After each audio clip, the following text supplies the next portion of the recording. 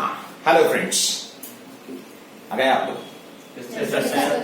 आज हम लोग इंग्लिश का फर्स्ट चैप्टर स्टार्ट करेंगे जो हमने अपने इंडेक्स में सेट किया हुआ है। हमारे इंडेक्स का सबसे पहला चैप्टर कौन सा है? कैन। अंडरस्टूड? तो आज हम लोग कैन चैप्टर के बारे में जानेंगे। क्लियर?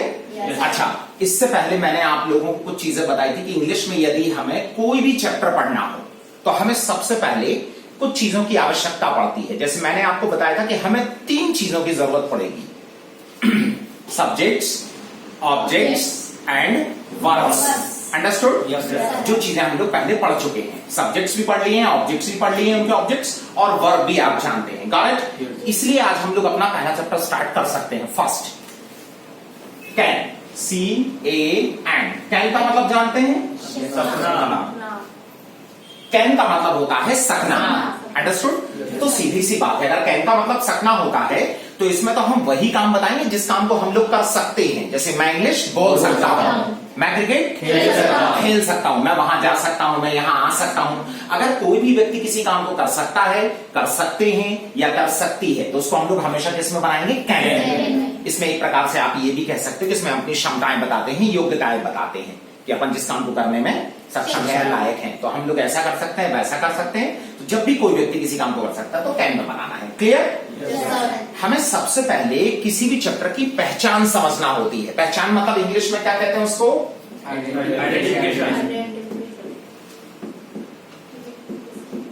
आइडेंटिफिकेशन। पहचान को इंग्लिश में कहा जाता है आइडेंटिफिकेशन। Okay, one thing. अच्छा, अब कैन का मतलब होता है सकना। तो इसमें तो हम लोग वही काम बताएंगे जिस काम को हम लोग कर सकते हैं। तो आपको सकता है, सकते हैं, सकती है, अगर ये कहीं भी दिख जाए, सकता है, सकते हैं, सकते, तो तुरंत आप समझ जाना कि ये कैन चैप्टर का है। अंडरस्टूड? अच्छा, अब हम लोग जब कभी किसी व्यक्ति से बात करते हैं ना तो हम लोग 4 प्रकार के सेंटेंस यूज करते हैं। कितने प्रकार के? 4। उन चारों प्रकार के सेंटेंस को यदि इंग्लिश में बनाना है तो हमें 4 फॉर्मूले सीखना पड़ेंगे।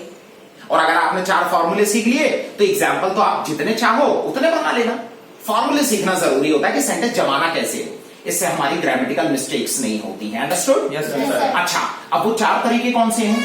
देखो, पहला होता है किसी काम को कर सकते हैं, अफर्मेटिव, साधारण। किसी काम को कर सकते हैं मतलब मैं इंग्लिश बोल सकता हूं, मैं क्रिकेट खेल सकता हूं। अच्छा, दूसरा होता है किसी काम को नहीं कर सकते हैं, मैं हिंदी नहीं बोल सकता हूं, मैं ये नहीं कर सकता हूं, मैं वो नहीं कर सकता हूं।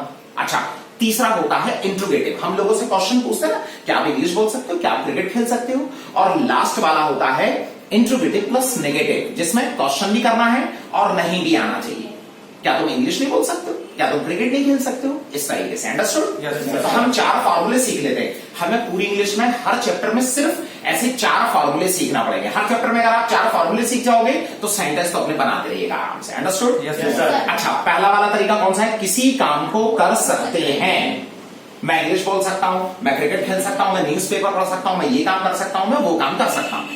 अंडरस्टूड? इंग्लिश में कैसे बनाओगे? सबसे पहले हम लोगों को लिखना पड़ता है सब्जेक्ट। सबसे पहले क्या लिखेंगे? सब्जेक्ट। सब्जेक्ट आप सभी लोग जानते हैं, आई, यू, वी, ही, शी, इनको सब्जेक्ट्स कहा जाता है। अंडरस्टूड? जो भी सब्जेक्ट होगा सबसे पहले वो लिखना है। फिर हमारा चैप्टर आ जाएगा यहां पर कैन। अब अगर आई है तो बोलेंगे आई कैन, अगर यू है तो यू कैन, ही है तो ही कैन, शी है तो शी कैन। अंडरस्टूड? जो भी सब्जेक्ट होगा वो लगाना है, फिर कैन लगा देना। उसके बाद लिखेंगे वर्ब का फर्स्ट फॉर्म। आना है तो क्या लिखोगे? कम। जाना है तो गो। बोलना है तो स्पीक। सब्जेक्ट लगा दिया, कैन लगा दिया, वर्ब लगा दी, और आखिरी में जो बचता है वहां लिख देना, उसको बोलते हैं ऑब्जेक्ट। अंडरस्टूड? लास्ट में क्या बचता है? ऑब्जेक्ट। ऐसे 4 शब्द जमा देंगे तो आपका सेंटेंस बन जाएगा। मैं इंग्लिश बोल सकता हूं, I can speak English. I can speak English. अच्छा, तुम इंग्लिश बोल सकते हो, यू कैन स्पीक इंग्लिश। हम इंग्लिश बोल सकते हैं, वी कैन स्पीक इंग्लिश। मैं क्रिकेट खेल सकता हूं, आई कैन प्ले क्रिकेट। तुम क्रिकेट खेल सकते हो, you can play cricket. You can play cricket. हम क्रिकेट खेल सकते हैं, वी कैन प्ले क्रिकेट। आराम से जितने चाहो उतने एग्जाम्पल्स बना लीजिए आप। अंडरस्टूड? ये हो गया किसी काम को कर सकते हैं। अब सेकंड होता है नेगेटिव, ये है अफर्मेटिव। अब सेकंड है नेगेटिव, मना करने वाला। हम लोग लोगों को मना भी करते हैं ना, मैं इंग्लिश नहीं बोल सकता हूं, मैं क्रिकेट नहीं खेल सकता हूं, मैं न्यूज़पेपर नहीं पढ़ सकता हूं, मैं ये काम नहीं कर सकता हूं, मैं वो काम नहीं कर सकता हूं। नहीं के लिए हम लोग लगाते हैं नॉट, और नॉट हमेशा लगाया जाता है 3rd प्लेस पे, तीसरे स्थान पे। नॉट हमेशा कहां लगाते हैं? 3rd। अच्छा, वन थिंग, कुछ नहीं करना है, एक ही फॉर्मूले से हमारे चारों फॉर्मूले बन जाएंगे। इसी फॉर्मूले में सिर्फ थर्ड प्लेस पे नॉट लगा दीजिए। सबसे पहले क्या आएगा? Then we have to use can, और तीसरे स्थान पे क्या लगा दिया? देन कुछ भी नहीं किया, सिर्फ तीसरे स्थान पे नॉट लगा दिया। मैं इंग्लिश नहीं बोल सकता, I can not speak English. मैं क्रिकेट नहीं खेल सकता, I can not play cricket. पर थोड़ा फ्लुएंट और अच्छी इंग्लिश बोलने के लिए क्या करना पड़ेगा? कैन को और नॉट को हमें कॉन्ट्रैक्शन में लिखना पड़ेगा। कॉन्ट्रैक्शन मतलब दोनों को मिला के। बोलचाल में क्या चलता है? कैन नॉट को मिला दिया तो ये बन जाता है कांट। क्या बन जाएगा? कांट। आई है तो आई कांट, यू है तो यू कांट, ही है तो ही कांट, शी है तो शी कांट। जो भी सब्जेक्ट रहेगा वो फिर कांट बोलना है। मैं हिंदी नहीं बोल सकता, आई कांट स्पीक हिंदी। मैं इंग्लिश नहीं बोल सकता, आई कांट स्पीक इंग्लिश। मैं क्रिकेट नहीं खेल सकता, आई कांट प्ले क्रिकेट। बस कांट बोलती। दोनों फॉर्मूले में कितना फर्क है? अगर किसी काम को कर सकते हो तो कैन बोलना है, नहीं कर सकते हो तो कांट बोलना है। अंडरस्टूड? Yes sir. ओके, अब तीसरा वाला जो तरीका होता है वो होता है इंट्रोगेटिव, प्रश्नवाचक, जिसमें हम लोगों से क्वेश्चंस पूछते हैं। क्या करते हैं? क्या आप इंग्लिश बोल सकते हो? क्या आप क्रिकेट खेल सकते हो? क्या आप न्यूज़पेपर पढ़ सकते हो? अंडरस्टूड? Yes sir. क्वेश्चंस करने के लिए बहुत सिंपल एक छोटा सा काम है। हम लोगों को कैन आगे करना है और सब्जेक्ट पीछे करना है। Got it guys? Yes sir.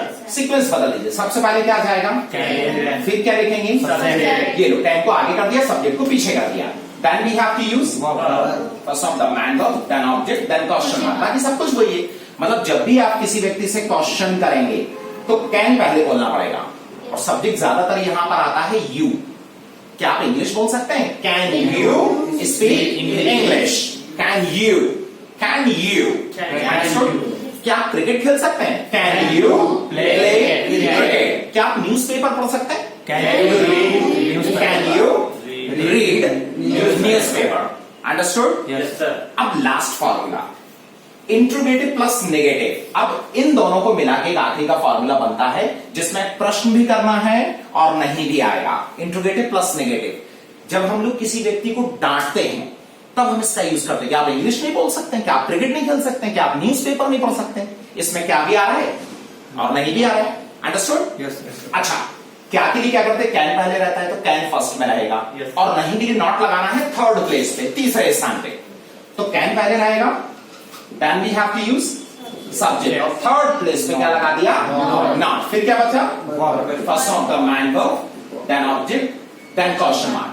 क्या आप इंग्लिश नहीं बोल सकते हैं? Can you not speak English? क्या आप क्रिकेट नहीं खेल सकते?